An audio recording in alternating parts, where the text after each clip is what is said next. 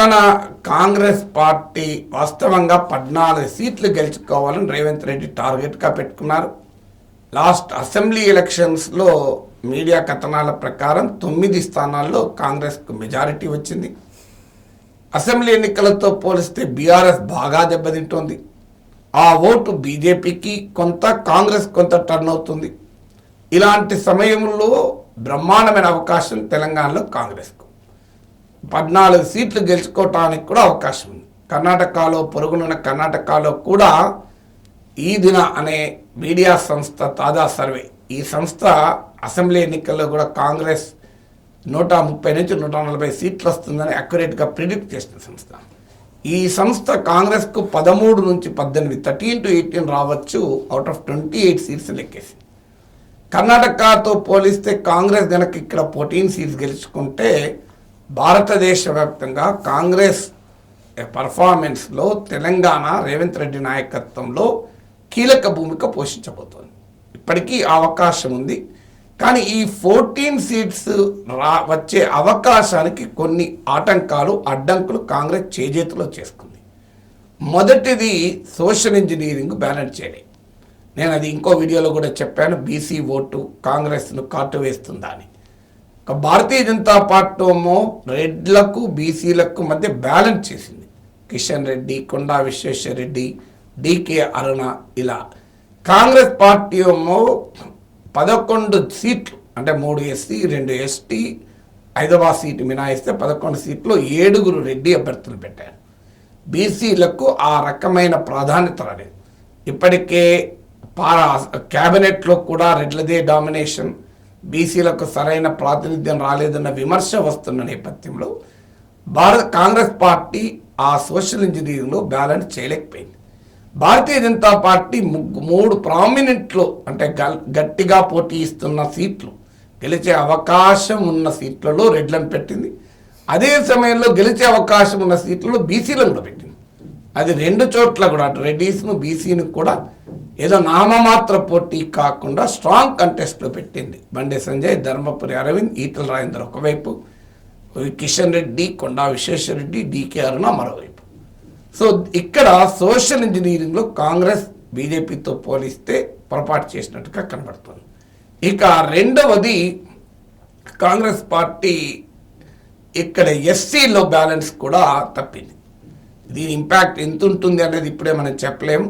ఒకవైపు ఏమో బీజేపీ వర్గీకరణకు అనుకూలంగా సాక్షాత్తు ప్రధానమంత్రి స్టాండ్ తీసుకొని రంగంలో దిగారు. కృష్ణమాదిగ బహిరంగంగా ఎంఆర్పిఎస్ మద్దతు బీజేపీకి ప్రకటించారు. తెలంగాణలో మాల ఓటర్లతో పోలిస్తే మాదిగ ఓటర్లు ఎక్కువ. ఆదిలాబాద్ కొంత ఎక్సెప్షన్లా కనబడుతోంది, but subject to verification. So ఇలాంటి పరిస్థితుల్లో మాదిగలకు సరైన రిప్రజెంటేషన్ ఇవ్వలేదు అన్న విమర్శ కాంగ్రెస్ ఎదుర్కొంటోంది. నాగర్ కర్నూల్, పెద్దపల్లి ఈ 2 సీట్లలో కూడా మాలా నేతలకే కాంగ్రెస్ ఇచ్చింది. వరంగల్లో మాదిగ ఉపకులానికి ఇచ్చింది. ప్రాపర్ మాదిగ కూడా అక్కడ కూడా ఇవ్వలేదు.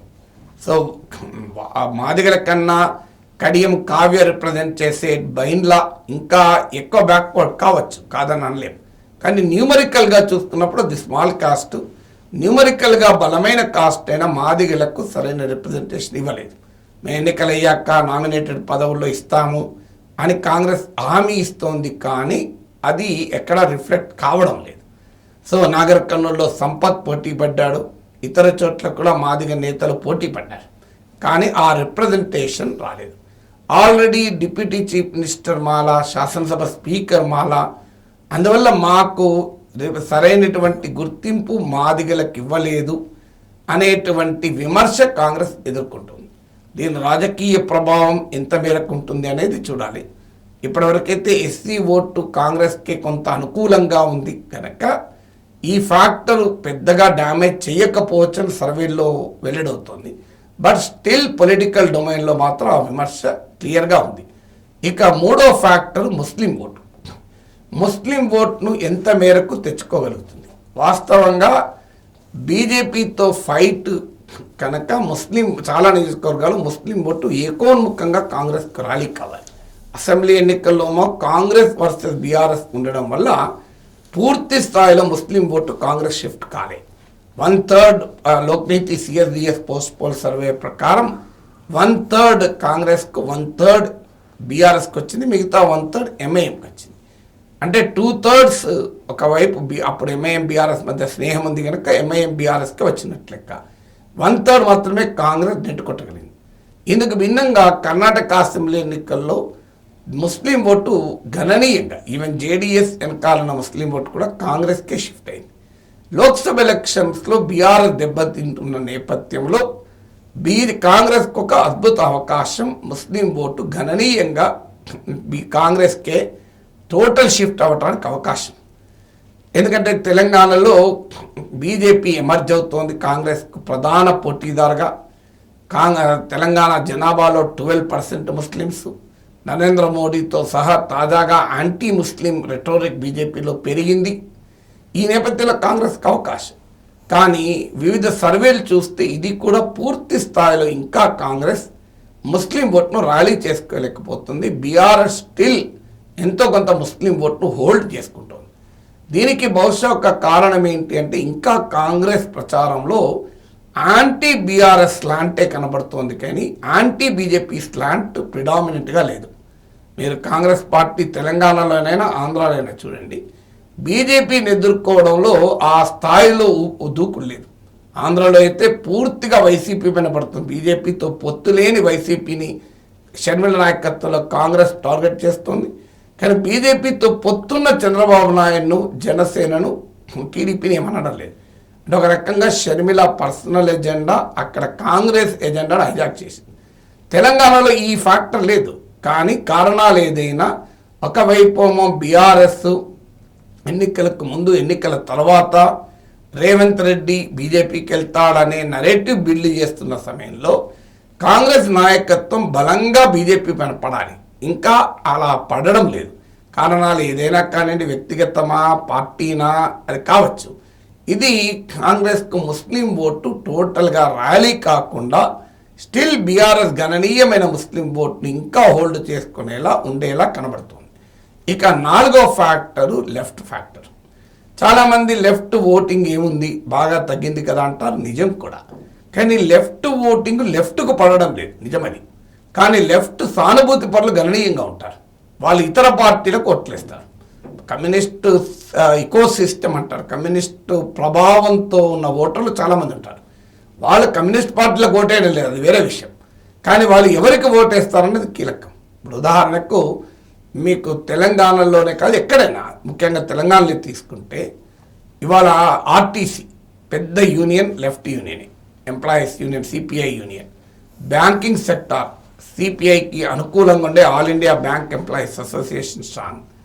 ఎల్ఐసిలో కూడా మీకు సిఐటియు అనుబంధ సంఘం, insurance corporation employees union strong. ఉపాధ్యాయుల్లో కూడా వామపక్ష సానుభూతి పరుల నాయకత్వంలోని ఉపాధ్యాయ సంఘాలే స్ట్రాంగ్. మీరు ఇలా అనేక మంది లెఫ్ట్ సానుభూతి పరులు, లెఫ్ట్ ఇన్ఫ్లుయెన్షియల్ ఓటర్స్ ఉంటారు. ఇది గణనీయమైన సెక్షన్. వాళ్ళు కమ్యూనిస్ట్ పార్టీలకు ఓటేయడం లేదు, కానీ వాళ్ళు ఎవరికి ఓటేస్తారనేది కొన్ని నియోజకవర్గాల్లో కీలకమవుతుంది. సో అక్కడ కూడా కాంగ్రెస్ పొరపాటు చేస్తుంది. అక్కడ కాంగ్రెస్ ఇక్కడ తెలంగాణలో లెఫ్ట్ను ఏమాత్రము పరిగణలోకి తీసుకోకుండా కాంగ్రెస్ వ్యవహరిస్తుంది. వారు తెలో సీట్ అడిగారు కానీ ఇవ్వలేదు. ఇటీవల బట్టి విక్రమార్క సిపిఎం కార్యాలయానికి వెళ్ళి మద్దతు అడిగాడు, ఆ ఒక్క జస్టర్ మినహా. ఈలోగా కేరళలో రాహుల్ గాంధీ, ప్రియాంక గాంధీ కాంగ్రెస్ను టార్గెట్ చేస్తే, రేవంత్ రెడ్డి వెళ్ళి కూడా రాహుల్ గాంధీ, ప్రియాంక గాంధీ సిపిఎంను టార్గెట్ చేస్తే, పినరాయి విజయన్ సిపిఎం ముఖ్యమంత్రిని టార్గెట్ చేస్తే, రేవంత్ వెళ్ళి కూడా సిపిఎం ముఖ్యమంత్రి టార్గెట్ చేశారు. రాహుల్, ప్రియాంకలు టార్గెట్ చేస్తానికి అక్కడ ఉన్న స్టేట్ స్పెసిఫిక్ పొలిటికల్ ఫ్యాక్టర్స్ ఉన్నాయి. బహుశా ఒక వ్యూహం కూడా ఉండొచ్చు. బీజేపీ ఎంటర్ కాకుండా కాంగ్రెస్ సిపిఎంల మధ్య ఫైట్ పోలరైజ్ అయితే బీజేపీకి స్పేస్ లేకుండా ఉంటుంది కామన్ ఎన్మీకి. అది కూడా ఒక రాజకీయ వ్యూహం ఉండొచ్చు. కానీ రేవంత్ రెడ్డి వెళ్ళి అక్కడ సిపిఎంను వినయ్ విజయన్ టార్గెట్ చేశారు. ఇక్కడ తెలంగాణ సిపిఎం ఇప్పటికే దీనికి అభ్యంతరం చెప్పింది. ఇవన్నీ ఫ్యాక్టర్స్ కూడా ఎంతో కొంత కాంగ్రెస్ పార్టీకి ఓటు వేయడంలో, వామపక్ష సానుభూతి పరుల ఓటు విషయంలో కొంత క్వశ్చన్ మార్క్స్ అయితే రేజ్ చేస్తాయి. బీజేపీకి వ్యతిరేకంగా వాళ్ళు కాంగ్రెస్కి అనివార్యంగా ఓటు వేయడం వేరు, ఉత్సాహవంతంగా బీజేపీని ఓడించడానికి కాంగ్రెస్ వెనుకాల ర్యాలీ అవడం వేరు. సో అందువల్ల ఇది 4వ ఫ్యాక్టర్గా కూడా మనకు బీసీ ఫ్యాక్టరు, సోషల్ ఇంజనీరింగ్, అలాగే ముస్లిం ఫ్యాక్టర్తో పాటు లెఫ్ట్ ఫ్యాక్టర్ కూడా ఒక కీలకమైన అంశంగా మారుతోంది.